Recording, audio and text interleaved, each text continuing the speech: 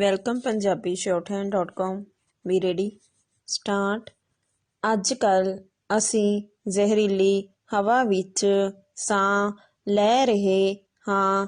Dandy Punjab, Haryana ਅਤੇ ਦਿੱਲੀ ਵਿੱਚ ਕਣਕ ਤੇ ਝੋਨੇ ਦੀ ਵਾਢੀ ਤੋਂ ਬਾਅਦ ਦਹਾਕਿਆਂ ਤੋਂ ਲਗਾਤਾਰ ਅਜਿਹਾ ਹੁੰਦਾ ਆ ਰਿਹਾ ਹੈ। ਡੈਂਡੀ ਇਸ ਪ੍ਰਤੀ ਸਰਕਾਰਾਂ ਨੇ ਆਪਣੇ ਬਣਦੇ ਫਰਜ਼ ਨਹੀਂ ਨਿਭਾਏ, ਸਗੋਂ ਇਸ ਪ੍ਰਤੀ ਲੰਮੇ ਸਮੇਂ ਤੱਕ ਬੇਮੁਖ ਹੋਈਆਂ ਰਹੀਆਂ ਹਨ। ਡੈਂਡੀ ਅਜਿਹਾ ਕਰਕੇ ਉਹ ਲੋਕਾਂ ਦੀਆਂ ਨਜ਼ਰਾਂ ਵਿੱਚ ਗੁਨਾਹਗਾਰ ਬਣਦੀਆਂ ਰਹੀਆਂ ਹਨ। ਡੈਂਡੀ ਪਰ ਹੁਣ ਜੇਕਰ ਲਗਾਤਾਰ ਯਤਨਾਂ ਤੋਂ ਬਾਅਦ ਵੀ ਅਸੀਂ ਇੱਥੇ ਖੜ੍ਹੇ ਹਾਂ ਤਾਂ ਇਸ ਲਈ ਨਿਸ਼ਚੇ ਹੀ ਸਰਕਾਰਾਂ ਤਾਂ ਦੋਸ਼ੀ ਹਨ ਹੀ, ਅਸੀਂ ਵੀ ਇਸੇ ਦੇ ਓਨੇ ਹੀ ਭਾਗੀ ਹਾਂ। ਡੈਂਡੀ ਫਸਲਾਂ ਦੀ ਰਹਿੰਦ ਖੂੰਹਦ ਨੂੰ ਸਾਂਭਣ ਦੇ ਪ੍ਰਬੰਧਨ ਲਈ ਹੁਣ ਤੱਕ ਅਰਬਾਂ ਰੁਪਏ ਖਰਚੇ ਜਾ ਚੁੱਕੇ ਹਨ। ਡੈਂਡੀ ਲੋਕਾਂ ਦੀ ਜਾਗਰੂਕਤਾ ਲਈ ਕਰੋੜਾਂ ਰੁਪਏ ਦੇ ਤਾਂ ਇਸ਼ਤਿਹਾਰ ਹੀ ਛਾਪੇ ਜਾ ਚੁੱਕੇ ਹਨ, ਪਰ ਇਹ ਚਲਨ ਘਟਣ ਦੀ ਬਜਾਏ ਵੱਧਦਾ ਹੀ ਗਿਆ ਹੈ। ਡੈਂਡੀ ਪੈਰਾ ਇਸ ਤੋਂ ਸਾਫ਼ ਜ਼ਾਹਰ ਹੈ ਕਿ ਸਰਕਾਰਾਂ ਸਮੇਤ ਸੰਬੰਧਿਤ ਵਿਅਕਤੀ ਗੰਭੀਰ ਸੋਚ ਨਹੀਂ ਰੱਖਦੇ ਅਤੇ ਉਨ੍ਹਾਂ ਦੇ ਅਮਲਾਂ ਵਿੱਚ ਇਮਾਨਦਾਰੀ ਨਹੀਂ ਹੈ। ਡੈਂਡੀ ਪੰਜਾਬ ਦੀ ਹੀ ਗੱਲ ਕਰੀਏ, ਇੱਥੇ 70% ਝੋਨਾ ਸਾਂਭਿਆ ਜਾ ਚੁੱਕਾ ਹੈ। ਡੈਂਡੀ ਹੁਣ ਤੱਕ ਖੇਤਾਂ ਵਿੱਚ ਅੱਗ ਲਾਉਣ ਦੇ 30,000 ਤੋਂ ਵੀ ਵਧੇਰੇ ਕੇਸ ਸਾਹਮਣੇ ਆ ਚੁੱਕੇ ਹਨ। ਡੈਂਡੀ ਇਸ ਕ੍ਰਮ ਨੂੰ ਰੋਕਣ ਲਈ ਬਣਾਈਆਂ ਟੀਮਾਂ ਕਿੱਥੇ ਗਈਆਂ, ਕਿੰਨੇ ਕੁ ਚਲਾਨ ਇਸ ਲਈ ਕੱਟੇ ਗਏ ਅਤੇ ਪਹਿਲਾਂ ਕੀਤੇ ਚਲਾਨਾਂ ਦਾ ਕੀ ਹਸ਼ਰ ਹੋਇਆ, ਪ੍ਰਸ਼ਨ ਚਿੰਨ੍ਹ ਇਹ ਸਭ ਨੂੰ ਪਤਾ ਹੈ। ਡੈਂਡੀ ਲੱਗਦਾ ਹੈ ਕਿ ਲੋਕ ਮਨਾਂ ਵਿੱਚ ਜ਼ਾਬਤਾ ਨਾਂ ਦੀ ਕੋਈ ਚੀਜ਼ ਬਾਕੀ ਨਹੀਂ ਬਚੀ। ਡੈਂਡੀ ਉਨ੍ਹਾਂ ਨੂੰ ਸ਼ਾਇਦ ਆਪਣਾ ਤਾਂ ਫਿਕਰ ਨਹੀਂ ਹੈ, ਪਰ ਆਪਣੇ ਬੱਚਿਆਂ ਤੇ ਪਰਿਵਾਰਾਂ ਦਾ, ਆਪਣੇ ਪਿੰਡਾਂ ਅਤੇ ਸ਼ਹਿਰਾਂ ਦਾ ਤਾਂ ਕੁਝ ਫਿਕਰ ਹੋਣਾ ਹੀ ਚਾਹੀਦਾ ਹੈ। ਡੈਂਡੀ ਗੱਲ ਇੱਥੋਂ ਤੱਕ ਹੀ ਸੀਮਤ ਨਹੀਂ। ਡੈਂਡੀ ਪੰਜਾਬ ਅਤੇ ਹਰਿਆਣਾ ਵਿੱਚ ਲਾਈਆਂ ਜਾਂਦੀਆਂ ਇਨ੍ਹਾਂ ਅੱਗਾਂ ਨੇ ਦਿੱਲੀ ਅਤੇ ਇਸ ਦੇ ਆਲੇ ਦੁਆਲੇ ਦੀ ਹਵਾ ਨੂੰ ਜ਼ਹਿਰ ਭਰ ਦਿੱਤੀ ਹੈ। ਡੈਂਡੀ ਇਸ ਸੰਬੰਧੀ ਇੱਕ ਕੌਮਾਂਤਰੀ ਰਿਪੋਰਟ ਅਨੁਸਾਰ ਦੁਨੀਆ ਭਰ ਦੇ ਦੇਸ਼ਾਂ ਦੀਆਂ ਰਾਜਧਾਨੀਆਂ ਵਿੱਚੋਂ ਅੱਜ ਦਿੱਲੀ ਸਭ ਤੋਂ ਪ੍ਰਦੂਸ਼ਿਤ ਸ਼ਹਿਰ ਹੈ। ਡੈਂਡੀ ਅਜਿਹਾ ਪ੍ਰਦੂਸ਼ਣ ਹਰ ਤਰ੍ਹਾਂ ਦੀਆਂ ਬਿਮਾਰੀਆਂ ਨੂੰ ਸੱਦਾ ਦਿੰਦਾ ਹੈ। ਡੈਂਡੀ ਹਰ ਤਰ੍ਹਾਂ ਦੇ ਨਾਗਰਿਕ ਇਨ੍ਹਾਂ ਦਾ ਸ਼ਿਕਾਰ ਹੋ ਰਹੇ ਹਨ। ਡੈਂਡੀ ਮੁਲਕ ਵਿੱਚ ਸਿਹਤ ਸੇਵਾਵਾਂ ਦਾ ਜੋ ਹਾਲ ਹੈ ਉਸ ਦਾ ਸਭ ਨੂੰ ਪਤਾ ਹੀ ਹੈ। ਡੈਂਡੀ ਪੈਰਾ ਇਸ ਦੇ ਨਾਲ ਹੀ ਤਿਉਹਾਰ ਦੇ ਸਮੇਂ ਕੇਂਦਰ ਅਤੇ ਦਿੱਲੀ ਦੀ ਸਰਕਾਰ ਨੇ ਪ੍ਰਦੂਸ਼ਣ ਪੈਦਾ ਕਰਨ ਵਾਲੇ ਪਟਾਕੇ ਅਤੇ ਹੋਰ ਵਸਤਾਂ ਦਾ ਇਸਤੇਮਾਲ stop. Welcome Punjabi shorthand.com B ready start. ਅੱਜ ਕੱਲ੍ਹ ਅਸੀਂ ਜ਼ਹਿਰੀਲੀ ਹਵਾ ਵਿੱਚ ਸਾਹ ਲੈ ਰਹੇ ਹਾਂ। ਡੰਡੀ ਪੰਜਾਬ, ਹਰਿਆਣਾ ਅਤੇ ਦਿੱਲੀ ਵਿੱਚ ਕਣਕ ਤੇ ਝੋਨੇ ਦੀ ਵਢਾਈ ਤੋਂ ਬਾਅਦ ਦਹਾਕਿਆਂ ਤੋਂ ਲਗਾਤਾਰ ਅਜਿਹਾ ਹੁੰਦਾ ਆ ਰਿਹਾ ਹੈ। ਡੰਡੀ ਇਸ ਪ੍ਰਤੀ ਸਰਕਾਰਾਂ ਨੇ ਆਪਣੇ ਬਣਦੇ ਫਰਜ਼ ਨਹੀਂ ਨਿਭਾਏ, ਸਗੋਂ ਇਸ ਪ੍ਰਤੀ ਲੰਮੇ ਸਮੇਂ ਤੱਕ ਬੇਮੁਖ ਹੋਈਆਂ ਰਹੀਆਂ ਹਨ। ਡੰਡੀ ਅਜਿਹਾ ਕਰਕੇ ਉਹ ਲੋਕਾਂ ਦੀਆਂ ਨਜ਼ਰਾਂ ਵਿੱਚ ਗੁਨਾਹਗਾਰ ਬਣਦੀਆਂ ਰਹੀਆਂ ਹਨ। ਡੰਡੀ ਪਰ ਹੁਣ ਜੇਕਰ ਲਗਾਤਾਰ ਯਤਨਾਂ ਤੋਂ ਬਾਅਦ ਵੀ ਅਸੀਂ ਇੱਥੇ ਖੜੇ ਹਾਂ ਤਾਂ ਇਸ ਲਈ ਨਿਸ਼ਚੈ ਹੀ ਸਰਕਾਰਾਂ ਤਾਂ ਦੋਸ਼ੀ ਹਨ ਹੀ, ਅਸੀਂ ਵੀ ਇਸ ਦੇ ਓਨੇ ਹੀ ਭਾਗੀ ਹਾਂ। ਡੰਡੀ ਫਸਲਾਂ ਦੀ ਰਹਿੰਦ ਖੂੰਹਦ ਨੂੰ ਸਾਂਭਣ ਦੇ ਪ੍ਰਬੰਧਨ ਲਈ ਹੁਣ ਤੱਕ ਅਰਬਾਂ ਰੁਪਏ ਖਰਚੇ ਜਾ ਚੁੱਕੇ ਹਨ। ਡੰਡੀ ਲੋਕਾਂ ਦੀ ਜਾਗਰੂਕਤਾ ਲਈ ਕਰੋੜਾਂ ਰੁਪਏ ਦੇ ਤਾਂ ਇਸ਼ਤਿਹਾਰ ਹੀ ਛਾਪੇ ਜਾ ਚੁੱਕੇ ਹਨ, ਪਰ ਇਹ ਚੱਲਣ ਘਟਣ ਦੀ ਬਜਾਏ ਵੱਧਦਾ ਹੀ ਗਿਆ ਹੈ। ਡੰਡੀ ਪੈਰਾ ਇਸ ਤੋਂ ਸਾਫ਼ ਜ਼ਾਹਰ ਹੈ ਕਿ ਸਰਕਾਰਾਂ ਸਮੇਤ ਸੰਬੰਧਿਤ ਵਿਅਕਤੀ ਗੰਭੀਰ ਸੋਚ ਨਹੀਂ ਰੱਖਦੇ ਅਤੇ ਉਹਨਾਂ ਦੇ ਅਮਲਾਂ ਵਿੱਚ ਇਮਾਨਦਾਰੀ ਨਹੀਂ ਹੈ। ਡੰਡੀ ਪੰਜਾਬ ਦੀ ਹੀ ਗੱਲ ਕਰੀਏ, ਇੱਥੇ 70% ਝੋਨਾ ਸਾਂਭਿਆ ਜਾ ਚੁੱਕਾ ਹੈ। ਡੰਡੀ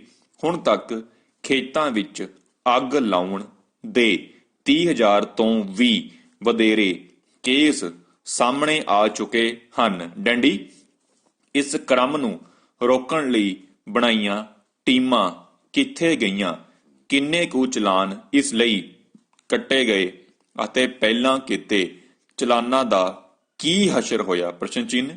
ਇਹ ਸਭ ਨੂੰ ਪਤਾ ਹੈ। ਡੰਡੀ ਲੱਗਦਾ ਹੈ ਕਿ ਲੋਕ ਮਨਾਂ ਵਿੱਚ ਜਾਬਤਾ ਨਾਂ ਦੀ ਕੋਈ ਚੀਜ਼ ਬਾਕੀ ਨਹੀਂ ਬਚੀ। ਡੰਡੀ ਉਹਨਾਂ ਨੂੰ ਸ਼ਾਇਦ ਆਪਣਾ ਤਾਂ ਫਿਕਰ ਨਹੀਂ ਹੈ, ਪਰ ਆਪਣੇ ਬੱਚਿਆਂ ਤੇ ਪਰਿਵਾਰਾਂ ਦਾ, ਆਪਣੇ ਪਿੰਡਾਂ ਅਤੇ ਸ਼ਹਿਰਾਂ ਦਾ ਤਾਂ ਕੁਝ ਫਿਕਰ ਹੋਣਾ ਹੀ ਚਾਹੀਦਾ ਹੈ। ਡੰਡੀ ਗੱਲ ਇੱਥੋਂ ਤੱਕ ਹੀ ਸੀਮਿਤ ਨਹੀਂ।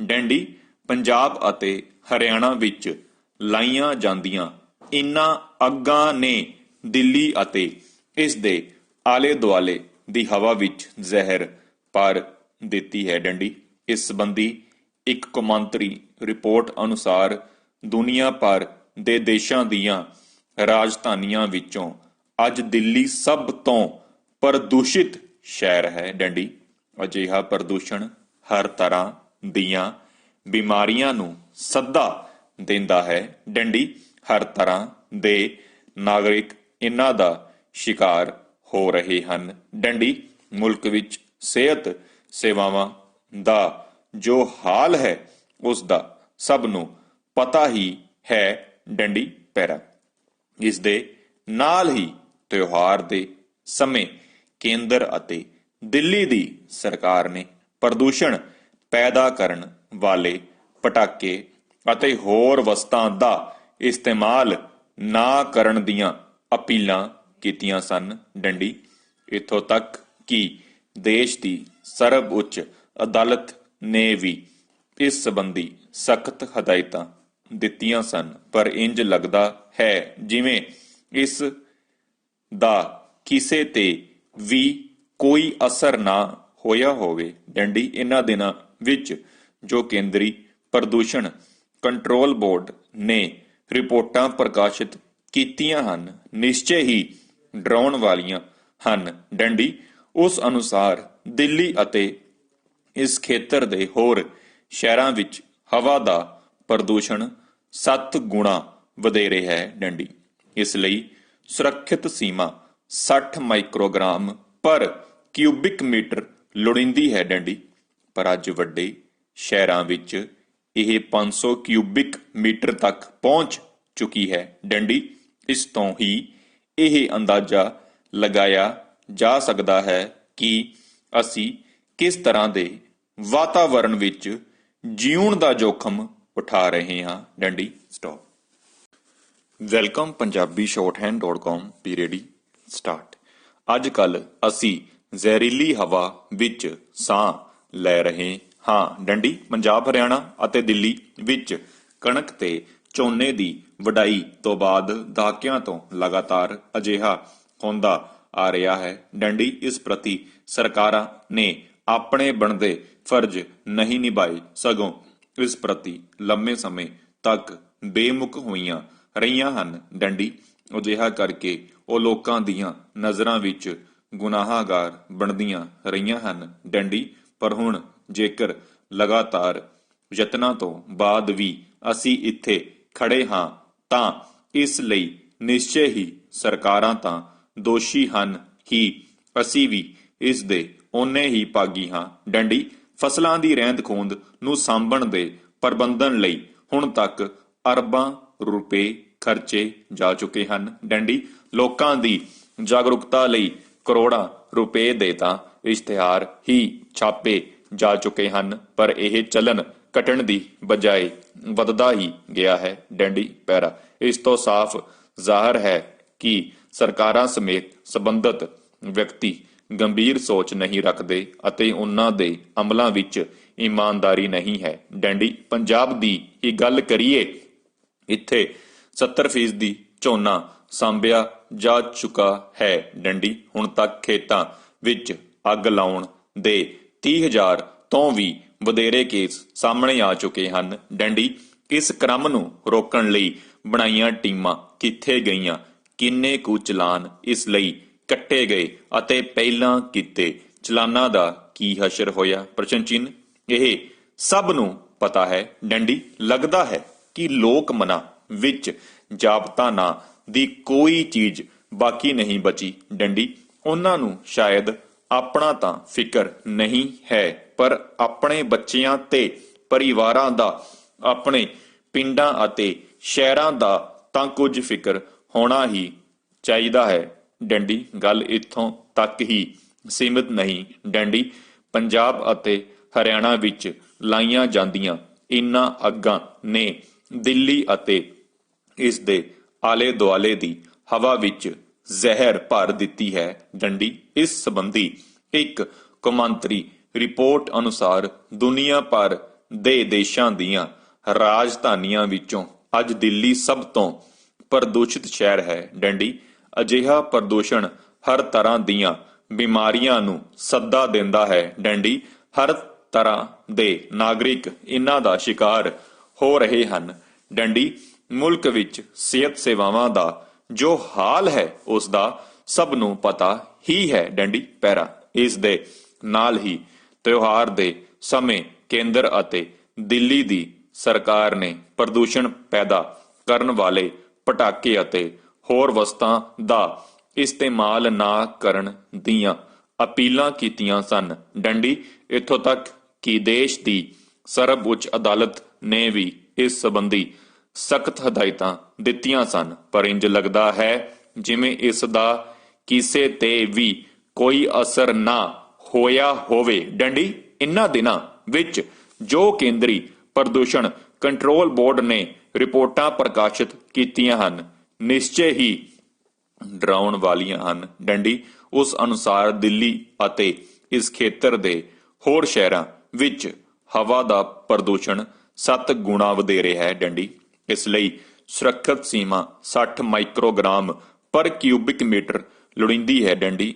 ਪਰ ਅੱਜ ਵੱਡੇ ਸ਼ਹਿਰਾਂ ਵਿੱਚ ਇਹ 500 ਕਿਊਬਿਕ ਮੀਟਰ ਤੱਕ ਪਹੁੰਚ ਚੁੱਕੀ ਹੈ। ਡੰਡੀ। ਇਸ ਤੋਂ ਹੀ ਇਹ ਅੰਦਾਜ਼ਾ ਲਗਾਇਆ ਜਾ ਸਕਦਾ ਹੈ ਕਿ ਅਸੀਂ ਕਿਸ ਤਰ੍ਹਾਂ ਦੇ ਵਾਤਾਵਰਣ ਵਿੱਚ ਜੀਉਣ ਦਾ ਜੋਖਮ ਉਠਾ ਰਹੇ ਹਾਂ। ਡੰਡੀ। ਸਾਡੀ ਸੰਬੰਧਿਤ ਸਰਕਾਰਾਂ ਨੂੰ ਇਹ ਪੁਰਜ਼ੋਰ ਅਪੀਲ ਹੈ ਕਿ ਉਹ ਪ੍ਰਭਾਵਸ਼ਾਲੀ ਢੰਗ ਨਾਲ ਵੱਧ ਰਹੇ ਪ੍ਰਦੂਸ਼ਣ ਨੂੰ ਘਟਾਉਣ ਵਿੱਚ ਸਹਾਈ ਹੋਣ। ਡੰਡੀ। ਅਜਿਹੀ ਅਪੀਲ ਹੀ ਅਸੀਂ ਆਪਣੇ ਸਮੁੱਚੇ ਨਾਗਰਿਕਾਂ ਨੂੰ ਕਰਦੇ ਹਾਂ ਤਾਂ ਜਾਂ ਅਸੀਂ ਇਸ ਸੂਬੇ ਨੂੰ ਰਹਿਣ ਦੇ ਯੋਗ ਬਣਾ ਕੇ ਰੱਖ ਸਕੀਏ। ਡੰਡੀ ਸਟਾਪ।